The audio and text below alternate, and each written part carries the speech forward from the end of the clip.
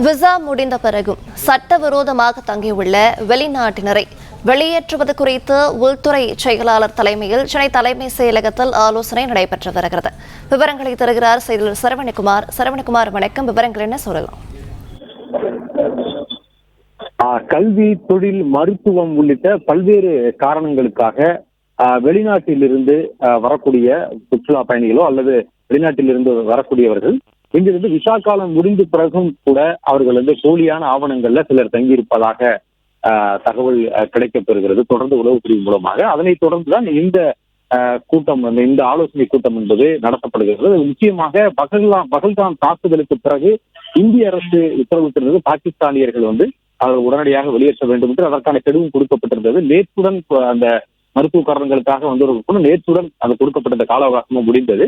இந்த சூழல்ல இந்த ஆலோசனை கூட்டம் முக்கியத்துவம் பெறுகிறது. தமிழகத்தில் அது போன்ற பாகிஸ்தானியர்கள் இருந்தவர்கள் ஏற்கனவே வெளியேற்றப்பட்டதாக குடியுரிமை பிரிவு அதிகாரிகள் மூலமாக தகவல் தெரிவிக்கப்பட்டிருந்தது. இந்த இருந்த போதும் காவல்துறையினர் அவற்றை கண்காணித்திருக்கிறார்கள், வேறு யாரேனும் இருக்கிறார்களா என்ற கோலத்திலும் இந்த ஆலோசனை நடத்தப்படுகிறது. இந்த ஆலோசனையில காவல்துறையினுடைய சட்டம் ஒழுங்கு கூடுதல் டிஜிபி டேவிட்சன் ஆசீர்வாதம், அது மட்டும் இல்லாமல் கியூ பிரிவு, ஸ்பெஷல் டிவிஷன் எனும் சிறப்பு பிரிவு, தீவிரவாத தடுப்பு பிரிவு போன்ற காவல்துறையினுடைய பல்வேறு பிரிவுகளுக்கு தலைமை தாங்கக்கூடிய அதிகாரிகளும் இந்த ஆலோசனை கூட்டத்துல உள்துறை செயலாளர் தீரஜ்குமார் தலைமையில இந்த ஆலோசனை கூட்டத்தில் அவர்கள் பங்கேற்றிருக்கிறார்கள்.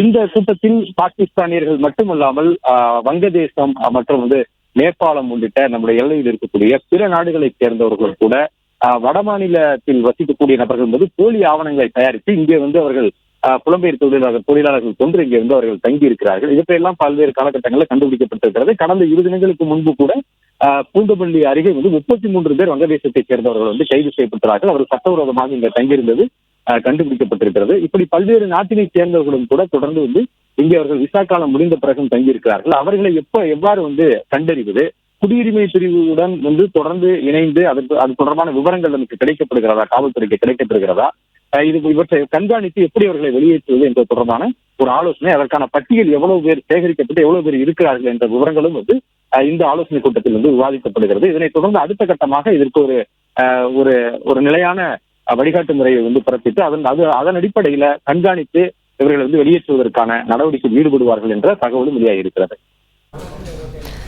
விவரங்களுக்கு நன்றி சரவணகுமார்.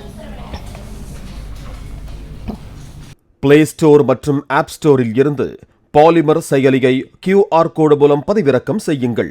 செய்திகளை உடனுக்குடன் பெறுங்கள்.